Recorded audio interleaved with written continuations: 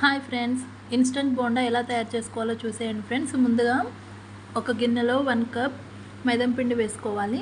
అలాగే కొద్దిగా బియ్యం పిండిని వేసుకోవాలి. కొద్దిగా జీలకర్ర వేసుకోవాలి. రుచికి సరిపడా సాల్ట్ వేసుకోవాలి. కొంచెం సోడా వేసుకోవాలి. ఇప్పుడు కొన్ని వాటర్ వేసుకొని కలుపుకోవాలి ఫ్రెండ్స్. చూడండి ఫ్రెండ్స్, ఇలా కలుపుకొని పెట్టుకోవాలి. ఇప్పుడు మూత పెట్టేసుకొని ఒక 15 మినిట్స్ పాటు పక్కన పెట్టుకోవాలి ఫ్రెండ్స్. 15 మినిట్స్ తర్వాత చూస్తే చూడండి ఫ్రెండ్స్, మనకి పిండి అనేది మంచిగా సెట్ అయిపోయింది. ఇప్పుడు స్టవ్ ఆన్ చేసుకొని కడాయి పెట్టుకొని డీప్ ఫ్రైకి సరిపడా ఆయిల్ వేసుకోవాలి. ఆయిల్ హీట్ చేసుకోవాలి. ఆయిల్ హీట్ అయిన తర్వాతకి కొద్దిగా పిండిని తీసుకొని ఆయిల్లో వేసుకోవాలి ఫ్రెండ్స్. చూడండి ఫ్రెండ్స్, మీడియం ఫ్లేమ్లో పెట్టుకొని మంచిగా ఫ్రై చేసుకోవాలి. చూడండి, ఇవి ఇక్కడ ఫ్రై అవుతున్నాయి.